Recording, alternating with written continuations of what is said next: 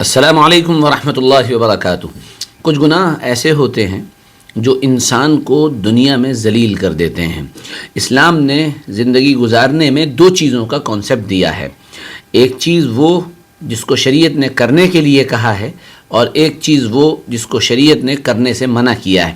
جن چیزوں کو کرنے کا حکم دیا ہے ان کو نیکی کہا جاتا ہے، اور جن چیزوں کو نہ کرنے کا حکم دیا ہے ان کو گناہ کہا جاتا ہے۔ اب یاد رکھنے کی بات یہ ہے کہ جو آدمی نہ کرنے والے کاموں کو کرتا ہے یعنی گناہ کرتا ہے، اس کے اوپر بہت سی مصیبتیں آتی ہیں۔ آج کی اپنی اس ویڈیو میں ہم آپ کے سامنے ان گناہوں کا تذکرہ کریں گے جن کے کرنے سے انسان ذلیل ہو جاتا ہے، یعنی اس دنیا کے اندر ہی انسان کو ذلت اٹھانی پڑتی ہے۔ ان میں پہلا گناہ ہے قرض نہ دینا، یعنی قرض لیتے وقت یہ نیت کر لینا کہ میں اس کو ادا نہیں کروں گا۔ اللہ کے نبی صلی اللہ علیہ وسلم نے ارشاد فرمایا کہ جو آدمی اس نیت سے قرض لیتا ہے کہ وہ اس کو ادا کرے گا تو اللہ اس کے ادا کرنے کی شکلیں پیدا فرما دیتا ہے، اور جو آدمی قرض لیتا ہے اور لیتے وقت نیت یہ ہوتی ہے کہ دیکھیں گے، یعنی ہماری زبان میں چونا لگا دیں گے، بعد میں ٹوپی پہنا دیں گے وغیرہ وغیرہ، اس طرح کی نیتیں ہوتی ہیں، تو اس کے نتیجے میں اللہ تعالیٰ اس آدمی کا قرضہ کبھی نہیں ادا کرتا ہے۔ آپ یاد رکھیں کہ جو آدمی قرض اس نیت سے لے کہ ادا نہ کرنے کی نیت ہو، وہ دنیا ہی میں ذلیل ہوگا۔ اور اس سے بڑی بات کیا ہو سکتی ہے کہ جو مقروض مرتا تھا، یعنی جس کے اوپر قرضہ ہوتا تھا، اللہ کے نبی صلی اللہ علیہ وسلم اس کی نماز جنازہ نہیں پڑھا کرتے تھے۔ آپ تشریف لاتے تھے اور پوچھتے تھے کیا اس جنازے والے پر قرض ہے، اور جب یہ بتایا جاتا تھا کہ ہاں جنازے والے پر قرض ہے تو آپ فرماتے تھے صلوا علی صاحبکم، تم اپنے اس جنازے کی نماز پڑھ لو، میں نماز نہیں پڑھتا ہوں۔ تو قرض اگر آپ کے اوپر ہے دینے کی نیت رکھیں، ویسے کوشش یہ کریں کہ قرض نہ لے تبھی بہتر ہے۔ نمبر 2، پیشاب کی چھینٹوں سے نہ بچنا۔ جو آدمی پیشاب کی چھینٹوں سے نہیں بچتا ہے اس کے ساتھ بھی بہت برے اور سنگین معاملات اس دنیا کے اندر ہی پیش آتے ہیں۔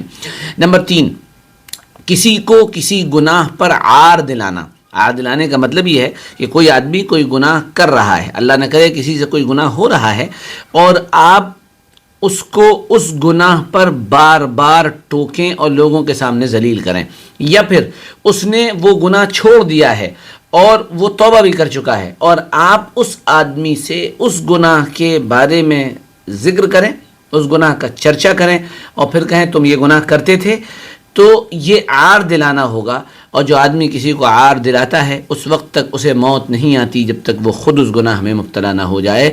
اللہ ہماری حفاظت فرمائے۔ نمبر 3، عار بیوی پر ظلم کرنا، یعنی کوئی آدمی اگر بلا کسی وجہ کے بیوی پر ظلم کرتا ہے تو گویا کہ وہ اس بات کے لیے تیار رہے کہ اس کے ساتھ بھی اس دنیا کے اندر ذلت والا معاملہ ہونے والا ہے۔ یہ عورتیں ہمارے پاس اللہ کی امانت ہیں، اور اللہ نے ان کی سفارش فرمائی ہے اور ارشاد فرمایا ہے وعاشروہن بالمعروف، ان کے ساتھ اچھا معاملہ کرو۔ جو نارملی دنیا کے اندر ہوتا ہے، ان کے کھانے کا پینے کا ان سب چیزوں کا خیال رکھو، یہ ان کے ساتھ معاملہ ہونا چاہیے۔ لیکن اگر کوئی یہ معاملات نہیں کرتا ہے اور ظلم کرتا ہے، وہ اس دنیا میں ذلیل ہونے کے لیے تیار رہے۔ نمبر 5، تکبر کرنا، یعنی اگر کوئی آدمی دنیا میں تکبر کے مرض میں مبتلا ہوتا ہے، اور تکبر کا مطلب یہ ہے کہ وہ خود کو سب سے اچھا سمجھے اور لوگوں کو کمتر سمجھے، یہ تکبر کہلاتا ہے۔ اگر کوئی یہ کام کرتا ہے تو یاد رکھیے کہ وہ تیار رہے اس بات کے لیے کہ اللہ تعالیٰ اس کو اس دنیا میں ذلیل کر دیں گے۔ نمبر 6، کسی کے عیب تلاش کرنا۔ ہماری سب سے پسندیدہ اور سب سے مزیدار جو عادت ہوتی ہے وہ لوگوں کی کمیوں کی تلاش، کہ ہم کو کون سے ایسے راز پتہ چل جائیں لوگوں کو جس کو پھر ہم دوسروں کے سامنے ذکر کریں اور ذرا ہنس کر مزے لے کر بیان کریں۔ کسی کے عیب تلاش کرنا یہ بہت سنگین گناہ ہے، اور اس کے نتیجے میں دنیا میں ذلت اور رسوائی ملتی ہے۔ اللہ کے نبی صلی اللہ علیہ وسلم کی ایک حدیث یاد آ گئی، آپ نے فرمایا جو کسی کے عیب کی تلاش میں رہتا ہے اللہ اس کو چوراہوں پر ذلیل کر دیتا ہے، بھرے عام سر مجمع میں ذلیل کر دیتا ہے۔ اللہ تعالی ہم سب کی حفاظت فرمائے۔ نمبر 7، ریاکاری کرنا، یعنی جو آدمی ریاکاری کرنے کا، دکھاوا کرنے کا، دکھلاوا یعنی جس کے مزاج میں آ جائے نماز میں مقصد دکھاوا ہو، روزے میں مقصد دکھاوا ہو، ذکر میں مقصد دکھاوا ہو، دعا اور تلاوت اور انابت ان تمام چیزوں میں دکھاوا، دنیا کو دکھانا مقصود ہو، تو ایسا آدمی بھی دنیا میں ذلیل ہی ہو جاتا ہے۔ اب دو باتیں الگ الگ ہیں، ایک تو یہ کہ آپ اچھا کام کر رہے تھے، آپ نے نماز پڑھی، آپ نے روزہ رکھا، آپ تلاوت کر رہے تھے اور کوئی آ گیا اور اس نے آپ کو دیکھ لیا، تو کیا یہ دکھاوے میں آئے گا؟ اللہ کے نبی صلی اللہ علیہ وسلم کے سامنے اسی طرح کا ایک سوال پیش کیا گیا کہ ہم نماز پڑھتے ہیں اور ہمیں کوئی دیکھ لیتا ہے تو کیا یہ ریاکاری ہے؟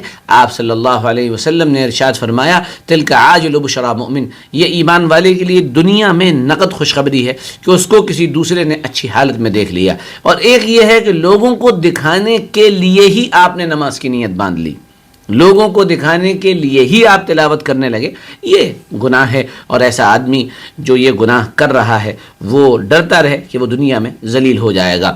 نمبر 9، اللہ کی رحمت سے مایوس ہونا۔ اللہ کی رحمت سے مایوس ہونا، یعنی اللہ کی رحمت سے تو شیطان بھی مایوس نہیں ہے، تو اگر ہم انسان اور مسلمان ہو کر مایوس ہونے لگیں، یہ گناہ بھی انسان کو دنیا میں ذلیل کر دیتا ہے۔ اور اگلا نمبر ہے کہ کسی کو طعنہ دینا، یعنی طعنہ دینے کا مطلب یہ ہے جو آج کل ہمارے یہاں کمنٹس ہوتے ہیں، آپ طعن کا مطلب اگر سمجھ لیں تو بات کلیئر ہو جائے گی۔ طعن میں اردو زبان میں تو عین نون کا لفظ استعمال ہوتا ہے، یہ عربی زبان کے اعتبار سے نیزہ جو ہوتا ہے، نیزہ یعنی جو جسے بھالا کہہ لیں، چھوٹا بھالا، وہ کسی کو جب چبھویا جاتا ہے تو اس چبھانے میں جو تکلیف ہوتی ہے وہ طعن کہلاتی ہے۔ بالکل اسی طرح اگر ہم کسی پر ویانگیاتمک ٹپڑیاں کریں، کسی کو سخت سست کہیں یا کسی پر اور کسی طرح کا الزام لگائیں تو یہ طعنہ دینا کہلاتا ہے، اور یہ بھی بڑا گناہ ہے۔ اللہ ہم سب کی اس طرح کے گناہوں سے حفاظت فرمائے اور اپنا کرم فرما کر اللہ تعالی ہم سب کو ان گناہوں سے محفوظ رکھے، اور اللہ تعالی دنیا اور آخرت میں ہم کو عزتوں بھری زندگی نصیب فرمائے، ہر طرح کی ذلت سے اللہ تعالی ہم سب کی حفاظت فرمائے۔ جزاکم اللہ، السلام علیکم ورحمۃ اللہ وبرکاتہ۔